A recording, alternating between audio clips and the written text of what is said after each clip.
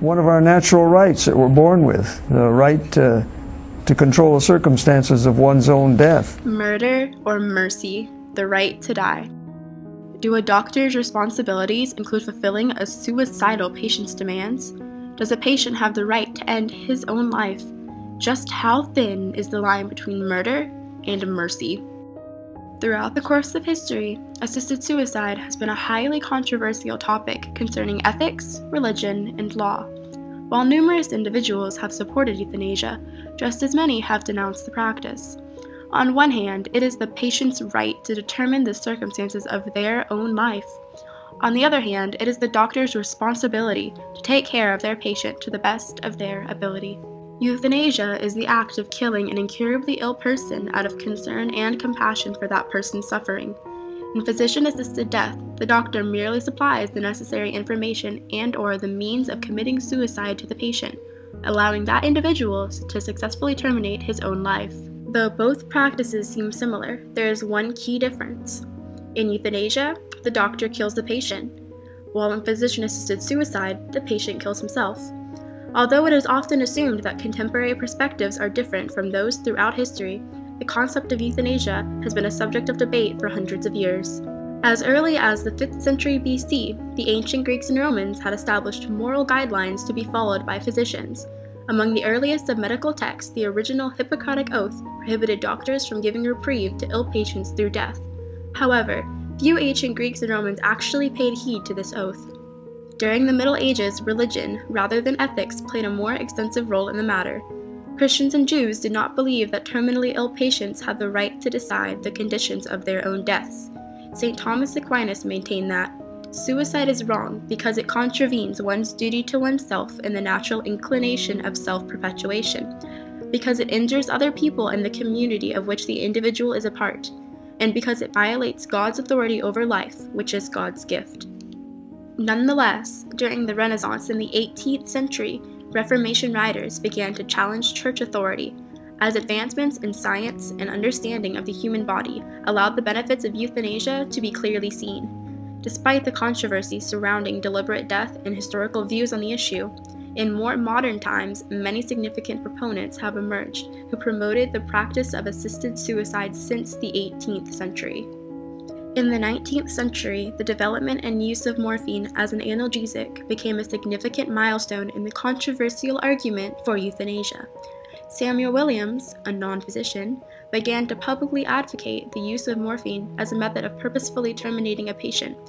Although Williams' proposal received serious attention in the medical journals and at scientific meetings, the American Medical Association quickly condemned euthanasia, stating that it was an attempt to make the physician don the robes of an executioner.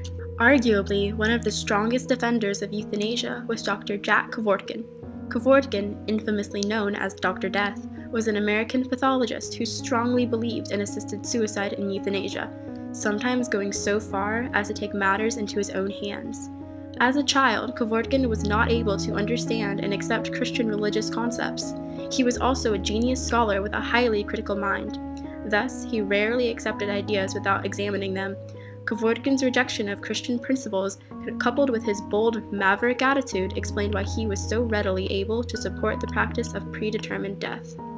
Kvorkin had been obsessed with death long before he began campaigning for assisted death. In the 1960s, during his residency in the University of Michigan Hospital, Kvorkin began visiting terminally ill patients and photographed the patient's eyes in order to identify the exact moment a person passed on. Kvorkin's first direct involvement in the deaths of human beings came about when he invented two machines made to kill. The Thanatron was a device that mechanically delivered the euthanizing drugs into the patient through an IV, and the Mercitron was a device that fed carbon monoxide into the gas mask that the patient was wearing. On June 4, 1990, Kvorkin began practicing physician-assisted suicide on terminally ill patients. He attached the patients to the devices he had built, and the patients themselves would push a button, releasing the lethal drugs or chemicals, thus ending their own lives. Through the use of euthanizing drugs and carbon monoxide, Kvorkin was able to assist over 130 individuals to commit suicide. However, Kvorkin's last patient, Thomas Yoke, suffered a different demise than his previous patients. Footage of Kevorkian himself injecting a lethal substance into Yoke's arm was broadcast nationally on 60 Minutes. Yoke was the first and only patient who Kevorkian had actually killed with his own hands. Soon afterward, Kevorkian was charged with second-degree homicide for the death of Yoke and spent 8 years in prison. Although he was still a firm believer in physician-assisted suicide and euthanasia, he did not continue either of these practices after his release. Instead, he focused on appealing to the Supreme Court in order to change the legal status of physician-assisted suicide. It's got to be a medical service. That's the only way to control it. Any layperson doing it commits a crime because he's practicing medicine without a license. Kevorkian's efforts and campaigning were certainly not done in vain. In 1977, California Governor Edmund G. Brown Jr. signed the California Natural Death Act into a law, which made California the first state in the country to allow the withdrawal of life-sustaining medical services for terminally ill patients. New Mexico, Arkansas, Nevada, Idaho, Oregon, North Carolina, and Texas soon followed and signed the Right to Die bills. Moreover, from 1994 to 2013, 4 states in the U.S. legalized physician-assisted suicide: Oregon, Washington, Montana, and most recently, Vermont. As can be seen, numerous people believe that it is the right of the patient to determine the circumstances of their death. According to Timothy E. Quill and Jane Greenlaw from the Hastings Center, terminally ill patients who are dying see their lives as being destroyed by the illnesses. Death is the only way to escape this destruction, pain, and misery. In contrast, many people also believe that the right to commit suicide goes against the idea of a natural right. An article published in the Hastings Center report about the evolution of rights stated, "There is no historical precedent for a right to be made dead, let alone requiring others to help. The essence of individual freedom is a sense of not belonging to someone else, not merely doing whatever you please. The current positing of rights to do whatever one pleases is a modern development and is seldom upheld in courts.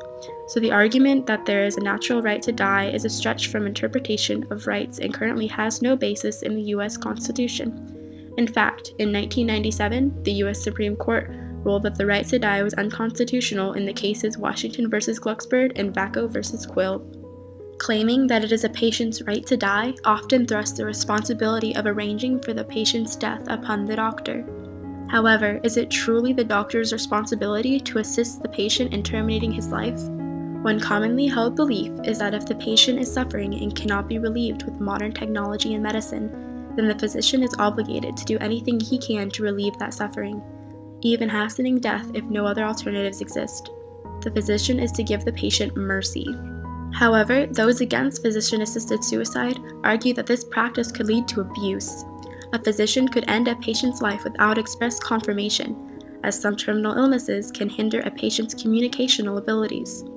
A physician could also end a patient's life when alternatives to end suffering are too expensive or difficult to perform.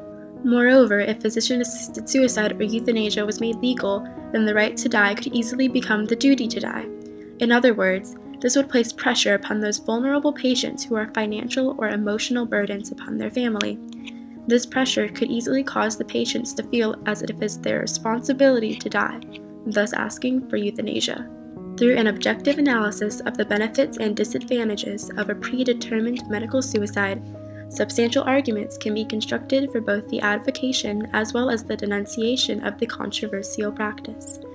Every human being has the right to govern his or her own life and live or die the way they see fit.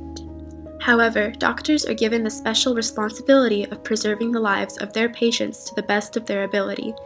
In the end, it truly boils down to whether or not a person's responsibilities take precedence over the rights of another. There is no and there may never be a definitive answer to the question of whether or not physician-assisted death or euthanasia is a justified practice. It is up to the coming generations to learn from history and past experience in order to make a decision that will truly benefit society as a whole.